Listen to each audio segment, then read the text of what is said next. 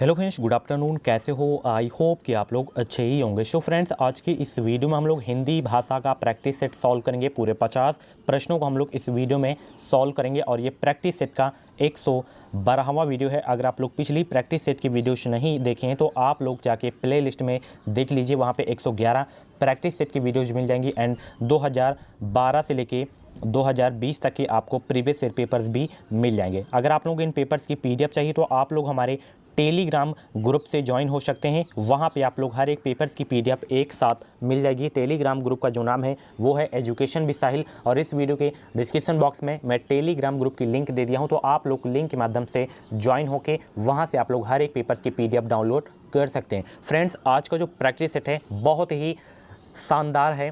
ठीक है, इसमें जितने भी प्रश्न लगाए गए हैं सिलेक्टेड क्वेश्चंस लगाए गए हैं जो एग्ज़ाम में सीधे पूछे जाते हैं, यानी कि पूरा पेपर जैसा है। समझ लीजिए आप पेपर में बैठे हैं तो आप लोग अपना नाम स्कोर जरूर से जरूर बताइएगा, 50 में से आपका जितना भी क्वेश्चंस करेक्ट हो। तो चलिए स्टार्ट करते हैं। पहला क्वेश्चन आपकी स्क्रीन पे है कि प्रसून का पर्यायवाची है। प्रसून का पर्यायवाची क्या है ये आपको बताना है। वृक्ष है या पुष्प है या चंद्रमा है या अग्नि है? जवाब देते चलें आप लोग फटाफट। तो प्रसून का जो पर्यायवाची है वो है क्या है? पुष्प है।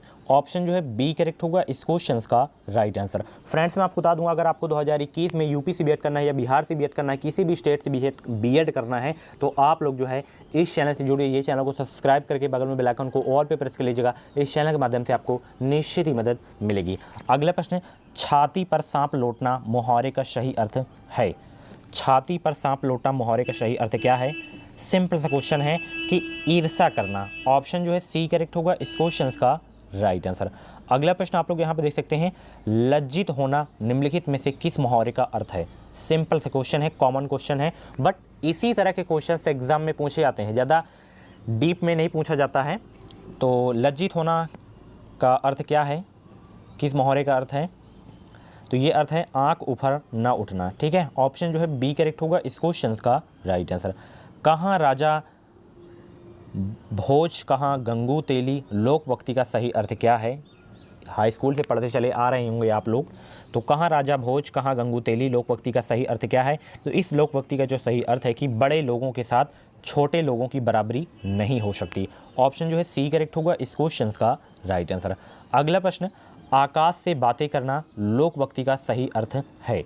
मीडियम क्वेश्चन है, इसी तरह के क्वेश्चंस आपके एग्जाम में पूछे जाते हैं। बिल्कुल आप लोग इन क्वेश्चंस को घोल के पी जाइए। अगर कभी भी पेपर में दिखे तो इनको छोड़ना नहीं आपको। ठीक है, आकाश से बातें करना लोकवक्ति का जो सही अर्थ है वो क्या है? अभिमान करना। ऑप्शन जो है सी करेक्ट होगा इस क्वेश्चन का राइट आंसर। दो डॉट डॉट के मेल से उत्पन्न विकार को संधि कहते हैं। किसके मेल से जो है विकार को संधि कहते हैं? तो दो वर्णों के मेल से उत्पन्न विकार को क्या कहते हैं? संधि कहते हैं। ऑप्शन जो है सी करेक्ट होगा इस क्वेश्चन का राइट आंसर। अब यहाँ पे देख सकते हैं समास किसे कहते हैं। समास आपको बताना है, समास किसे कहते हैं। तो समास उसे कहते हैं दो पदों के मेल को। ऑप्शन जो है बी करेक्ट होगा इस क्वेश्चन का राइट आंसर। अगला प्रश्न यहाँ पे देख सकते हैं, रस्य है कि अभी तो मुकुट बांधा था माथ, हुए कल ही हल्दी के हाथ, खुले भी न थे लाज के बोल, खिले भी न चुंबन सोने कपोल, हाय रुक गया यही संसार, क्या सिंदूर अंगार किस रस का उदाहरण है? फटाफट बताइए किस रस का उदाहरण है। तो फटाफट बताइए किस रस का जो है उदाहरण है ये। अगर आपको आंसर सोचने का ज़्यादा समय चाहिए तो आप लोग वीडियो को रोक भी सकते हैं। ओके, तो ये देखिए किस रस का उदाहरण है। ये उदाहरण है करुण रस का। ऑप्शन जो है बी करेक्ट होगा इस क्वेश्चन का राइट आंसर। ओके, अगला प्रश्न, प्रत्यय का प्रयोग होता है। प्रत्यय का जो है प्रयोग कहाँ पे होता है ये आपको बताना है। बार बार बताया करता हूँ जब भी प्रत्यय उपसर्ग के प्रश्न मिलते हैं तो प्रत्यय का प्रयोग होता है शब्दों के अंत में। ऑप्शन जो है सी करेक्ट होगा इस क्वेश्चन का राइट आंसर। और प्रारंभ में किसका प्रयोग होता है? उपसर्ग का प्रयोग होता है। ठीक है, भाषा की सबसे छोटी इकाई है। भाषा की सबसे छोटी इकाई कौन सी है? हिंदी की टॉपिक वाइज क्लास में ये क्वेश्चन में करवाया था। तो भाषा की सबसे छोटी इकाई है वर्ण। ऑप्शन जो है डी करेक्ट होगा इस क्वेश्चन का राइट आंसर। अगर आप लोग 50 में से आज 35 क्वेश्चंस करेक्ट कर लेते हैं तो आपकी हिंदी लैंग्वेज बहुत ही स्ट्रांग है और आप लोग 45 क्वेश्चंस एग्जाम में करके आएंगे। अगर आप आज के टेस्ट में 35 क्वेश्चंस अगर करेक्ट कर लेते हैं तभी आप लोग, ठीक है। तो पूरा टेस्ट आप लोग जरूर दीजिएगा। 30+ अगर जा रहा है तब भी आपका जो है तैयारी सही है अभी, ठीक है। तो निम्नलिखित विकल्प में से किसी एक की वर्तनी शुद्ध है, चयन कीजिए। किसकी वर्तनी शुद्ध है? तो इसमें देखिए वात्सल्य, ऑप्शन सी में जो आपको दिख रहा है इसकी वर्तनी शुद्ध है आपकी, ऑप्शन सी करेक्ट होगा इस क्वेश्चन का राइट आंसर, ठीक है। अगला प्रश्न, निम्नलिखित विकल्पों में से शुद्ध वाक्य का चयन कीजिए। शुद्ध वाक्य का चयन कीजिए। अब तुम जाओ, अब तुम जाइए, अब तुम जाना, अब तुम जा। अब तुम जाओ, ऑप्शन ए में जो आपको दिख रहा है यही आपका जो है शुद्ध वाक्य है, ऑप्शन जो है ए करेक्ट होगा इस क्वेश्चन का राइट आंसर। फ्रेंड्स, अगर आपको मेरी वीडियो हेल्पफुल लगा करे, पसंद आया करे तो प्लीज़ यार एक वीडियो को लाइक ज़रूर कर दिया करें ताकि मैं भी मोटिवेट हो सकूं और भी अच्छे अच्छे क्वेश्चंस ऐसे ही आप लोगों के लिए लाता रहूं, ठीक है। अगला प्रश्न, निम्नलिखित वाक्य के लिए उसके नीचे दिए गए विकल्पों में से वाक्य के प्रकार को चिन्हित कीजिए। यहाँ पे देख सकते हैं अगले महीने तक परीक्षा फल आने की संभावना है, इसमें कौन सा वाचक है ये आपको बताना है। तो इसमें है संदेहवाचक, ऑप्शन जो है ए करेक्ट होगा इस क्वेश्चन का राइट आंसर। अकर्मक का विलोम क्या है? सिंपल सा क्वेश्चन है और बहुत ही इंपॉर्टेंट क्वेश्चन है, अक्सर एग्जाम में ये क्वेश्चन पूछा जाता रहता है। तो अकर्मक का जो विलोम शब्द है वो क्या है? सकर्मक, ऑप्शन जो है बी करेक्ट होगा इस क्वेश्चन का राइट आंसर। निम्नलिखित प्रश्न के शब्द युग्म के सही अर्थ भेद का चयन कीजिए। अब्ज अब्द का, तो कमल बादल होगा इसका सही अर्थ, ऑप्शन जो है सी करेक्ट होगा इस क्वेश्चन का राइट आंसर। आचार्य विश्वनाथ के अनुसार रस को काव्य की ... कहा जाता है, क्या कहा जाता है ये आपको बताना है। तो आचार्य विश्वनाथ के अनुसार रस को काव्य की आत्मा कहा जाता है, ऑप्शन जो है सी करेक्ट होगा इस क्वेश्चन का राइट आंसर। अगला प्रश्न, उपसर्ग में उप का अर्थ क्या है? उप का जो है अर्थ क्या है ये आपको बताना है, सिंपल सा क्वेश्चन है। तो देखिए उप का जो अर्थ है वो क्या है? समीप, ऑप्शन जो है बी करेक्ट होगा इस क्वेश्चन का राइट आंसर। तत्सम शब्द का चयन करना है आपको, इसमें से अर्क, आक, आँख, आज दिया गया है तो इसमें तत्सम शब्द का चयन करना है चारों में से। तो ये आपका अर्क जो है आपका तत्सम शब्द है, ऑप्शन ए करेक्ट होगा इस क्वेश्चन का राइट आंसर। गूंगे का गुड़ मुहावरे का अर्थ है, गूंगे का गुड़ मुहावरे का अर्थ क्या होगा? गूंगे का गुड़ मुहावरे का अर्थ जो होगा वो क्या होगा? अव्यक्त अनुभव, ऑप्शन डी करेक्ट होगा इस क्वेश्चन का राइट आंसर, ठीक है। अगला प्रश्न यहाँ पे देख सकते हैं, सही लोकवक्ति चुनना है आपको, ठीक है।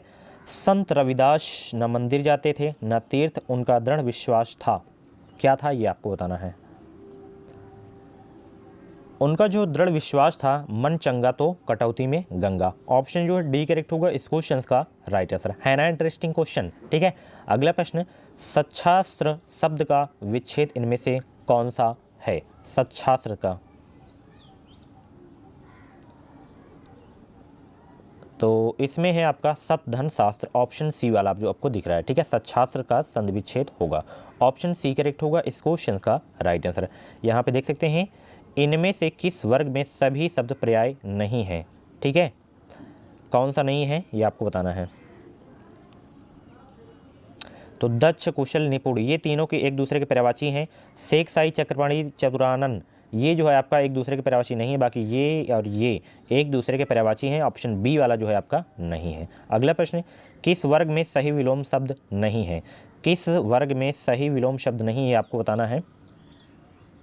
तो कदाचार का दुराचार नहीं होता विलोम शब्द, बाकी गौरव का लाघव, अभिज्ञ का अनभिज्ञ, गरिमा का लघिमा होता है, ऑप्शन जो है ए करेक्ट होगा इस क्वेश्चन का राइट आंसर। इनमें से उपसर्ग से निर्मित कौन सा शब्द अशुद्ध है ये आपको बताना है।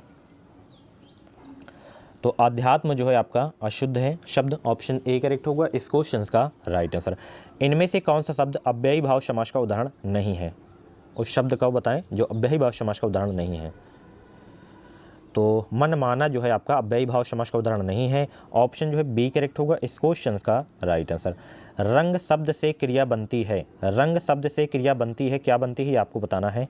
रंग शब्द से, तो रंग शब्द से जो क्रिया बनती है वो बनती है रंगना, ऑप्शन जो है सी करेक्ट होगा इस क्वेश्चन का राइट आंसर। उसी तरह कृशाणु शब्द का अर्थ क्या है? कृशाणु शब्द का अर्थ क्या है? तो कृशाणु शब्द का जो अर्थ है वो है आग, ऑप्शन डी करेक्ट होगा इस क्वेश्चन का राइट आंसर। काफ़ी इंपॉर्टेंट क्वेश्चन है आपके एग्जाम के लिए। अगला प्रश्न, वर्तनी की दृष्टि से सही शब्द क्या है। यहाँ पे महत्व शब्द दिया गया है, तो सही वर्तनी वाला शब्द आपको छांटना है इनमें से चारों में से। तो ऑप्शन ए में ही आपको दिख रहा है महत्व, यही इसका जो है वर्तनी की दृष्टि से सही शब्द है। ऑप्शन जो है ए करेक्ट होगा इस क्वेश्चन का राइट आंसर। यमुना का समानार्थी शब्द है, यमुना का समानार्थी शब्द कौन सा है, तो यमुना का समानार्थी शब्द है कलिंदी। ऑप्शन बी करेक्ट होगा इस क्वेश्चन का राइट आंसर। निम्नलिखित में से क्रिया विशेषण कौन सा है, क्रिया विशेषण आपको बताना है कौन सा है, तो गणेश जोर जोर से पढ़ता है, इसमें जो है क्रिया विशेषण है। ऑप्शन जो है बी करेक्ट होगा इस क्वेश्चन का राइट आंसर। अगला प्रश्न यहाँ पे देख सकते हैं, वर्तनी की दृष्टि से सही शब्द कौन सा है। अट्टालिका यहाँ पे शब्द दिया गया है, तो सही शब्द को आपको छांटना इसमें, जिसकी वर्तनी सही हो। तो ऑप्शन ए में जो आपको दिख रहा है अट्टालिका, यही जो है शुद्ध रूप है, ऑप्शन ए वाला। ठीक है, अगला प्रश्न यहाँ पे देख सकते हैं, निम्नलिखित वाक्य में प्रथम तथा अंतिम अंश संख्या 1 और 6 के अंतर्गत दिए गए हैं। बीच वाले 4 अंश या अलावा के अंतर्गत बिना क्रम के हैं। चारों अंशों को उचित क्रमानुसार व्यवस्थित कर सही विकल्प चुनिए। यहाँ पे देख सकते हैं, गृहिणी गृहस्थ जीवन रूपी नौका की वह पतवार है, इसे क्या कहेंगे ये आपको बताना है। ऑप्शन देख सकते हैं, गृहिणी गृहस्थ जीवन रूपी नौका की वह पतवार है,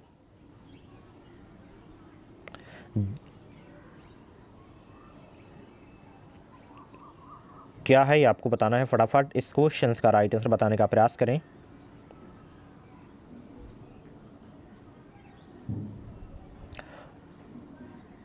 ऑप्शन जो है डी वा या राला वाला सही हो जाएगा। ठीक है, अगला प्रश्न यहाँ पर देख सकते हैं, भाषा के शुद्ध रूप का ज्ञान किससे होता है।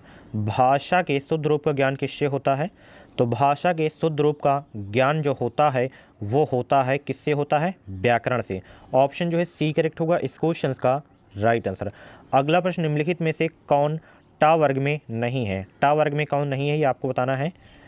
तो धा जो है आपका टा वर्ग में नहीं है, बाकी ठा ढा अड़ा टा वर्ग में आते हैं। ऑप्शन ए करेक्ट होगा इस क्वेश्चन का राइट आंसर।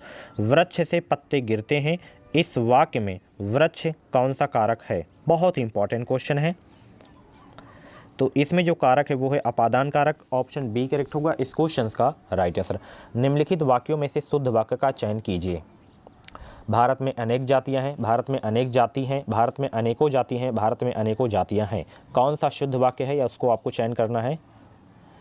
भारत में जो है अनेक जातियां हैं, यही आपका जो है वाक्य शुद्ध है। ऑप्शन ए ही करेक्ट होगा इस क्वेश्चन का राइट आंसर। अगला प्रश्न, निम्नलिखित में से कौन सा रस है, चयन कीजिए।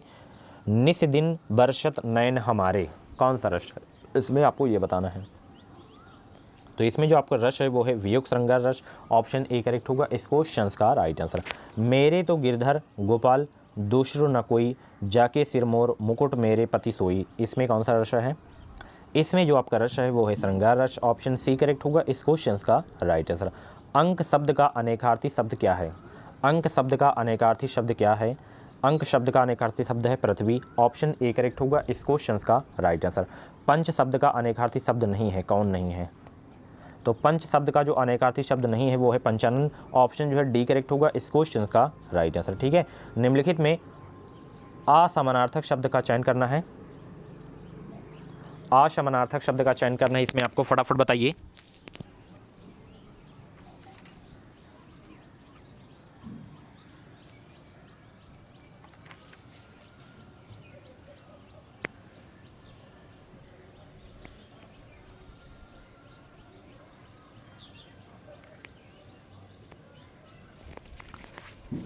फटाफट असमानार्थी शब्द का चयन कीजिए। तो इसमें जो है असमानार्थी शब्द है वो है संकट। ऑप्शन सी करेक्ट होगा इस क्वेश्चन का राइट आंसर। ओके, अगला प्रश्न आप लोग यहाँ पे देख सकते हैं, इसमें भी आपको असमानार्थक शब्द का चयन करना है। तो इसमें जो है आपका असमानार्थक शब्द है द्वेष। ऑप्शन ए करेक्ट होगा इस क्वेश्चन का राइट आंसर। ये गद्दान से आ गया। ठीक है, गद्दान सबसे पहले मैं कल ही बताया था। ठीक है, काफ़ी दिनों बाद हम लोग गद्यांश के प्रश्नों को सॉल्व कर रहे हैं। सबसे पहले इसकी ट्रिक यही होती है कि आप लोग प्रश्नों को अच्छे से पढ़ लें, उसके बाद गद्यांश को पढ़ें, ऑटोमेटिक आपको आंसर मिल जाएंगे। और ठीक है, अगर 5 आते हैं तो 3 तो 100% आप लोग कर ही लेंगे। ठीक है, उसी में से मिल जाता है गद्यांश ही। ठीक है, तो इसके मैं आपको आंसर बता दे रहा हूँ, आप लोग PDF में अच्छे से पढ़ लीजिए, प्रैक्टिस आप अच्छे से कर लीजिएगा कि कैसे इसका आंसर पता किया जाता है। जो छात्र नकल आदि करके अच्छे अंक प्राप्त कर लेते हैं उन्हें आगे चलकर पछताना पड़ता है, क्योंकि जो है उनका ज्ञान अपरिव्यक्त रहता है और धोखाधड़ी कभी ना कभी पकड़ी ही जाती है। ऑप्शन जो है डी करेक्ट होगा इस क्वेश्चन का राइट आंसर। जो छात्र अपने श्रम और स्व अर्जित ज्ञान पर निर्भर होते हैं वे क्या होते हैं, तो वो होते हैं भैया, वे आत्मविश्वास के साथ निरंतर आगे बढ़ते हुए सफल होते हैं। ऑप्शन सी करेक्ट होगा इस क्वेश्चन का राइट आंसर। प्रथम वर्ग के छात्र बिजली की भांति क्षणिक चकाचौंध उत्पन्न करके विलीन हो जाते हैं का आशय है, तो इसका जो आशय होगा वो होगा कि तात्कालिक क्षणिक सफलता के बाद प्रायः असफल होते हैं। ऑप्शन जो है डी करेक्ट होगा इस क्वेश्चन का राइट आंसर। अच्छा, आप लोग बताएं कि मैं फास्ट तो नहीं पढ़ाता हूँ, अगर आपको स्लो में और चाहिए तो आप लोग कमेंट बॉक्स में बताइए यश कि आप लोग स्लो में बताया करें, मैं थोड़ा फास्ट ही बोलता हूँ। तो द्वितीय वर्ग के छात्र स्नेहपूर्ण दीपक की भांति प्रकाश के स्थायी केंद्र को बने रहते हैं का अर्थ है, तो इसका जो अर्थ होगा वो होगा कि उनका आधार मजबूत होता है और वे दीर्घकालिक लाभ प्राप्त करते हैं। ऑप्शन जो है डी करेक्ट होगा इस क्वेश्चन का राइट आंसर। चतुर व्यक्ति वही है जो, इसमें तो आप लोग थोड़ा सा सेंस लगा सकते हैं कि चतुर व्यक्ति कौन होता है, जो दीर्घकालिक लाभ पर बल देता है। ऑप्शन जो है बी करेक्ट होगा इस क्वेश्चन का राइट आंसर। कृत्रिम शब्द का विलोम शब्द क्या है, विलोम से पर्यायवाची शब्द से इसमें 2 क्वेश्चन आ जाते हैं, 3 तो आपको गद्दांश ही रहेंगे और उसी से रिलेटेड पर्यायवाची दे दिया जाएगा, विलोम शब्द दिया जाएगा, शुद्ध रूप अशुद्ध दे दिया जाएगा, ऐसे ही दे दिया जाता है। ठीक है, तो कृत्रिम शब्द का विलोम शब्द कौन सा होगा, कृत्रिम शब्द का जो विलोम शब्द होगा वो होगा स्वाभाविक। ऑप्शन डी करेक्ट होगा इस क्वेश्चन का राइट आंसर। किए गए उपकार को ना मानने वाला कहलाता है, तो किए गए उपकार को ना मानने वाला जो कहलाता है वो कहलाता है कृतज्ञ। ऑप्शन सी करेक्ट होगा इस क्वेश्चन का राइट आंसर। अगला प्रश्न, निडर शब्द में कौन सा समास है, समास से भी आ जाता है इसमें गद्यांश में। ठीक है, तो निडर शब्द में जो समास है वो है अव्ययी भाव समास। ऑप्शन जो है बी करेक्ट होगा इस क्वेश्चन का राइट आंसर। तो फ्रेंड्स ये थे हिंदी लैंग्वेज के टॉप 50 क्वेश्चंस, इसकी आंसर की भी मैं लगा दी हूँ नीचे, तो आप लोग पीडीएफ को अच्छे से डाउनलोड कीजिए, प्रैक्टिस करें, बेहतरीन तैयारी ऐसे ही करते रहें, आपको इस चैनल के माध्यम से निश्चित ही मदद मिलेगी। मिलते हैं अगली वीडियो पे, इस वीडियो को लाइक और शेयर करना मत भूलिएगा, और अगर आप लोग इस चैनल से अभी तक नहीं जुड़े हैं तो प्लीज़ यार चैनल को सब्सक्राइब करके बगल में बेल आइकन को ऑल पे प्रेस कर लीजिएगा। Thank you guys.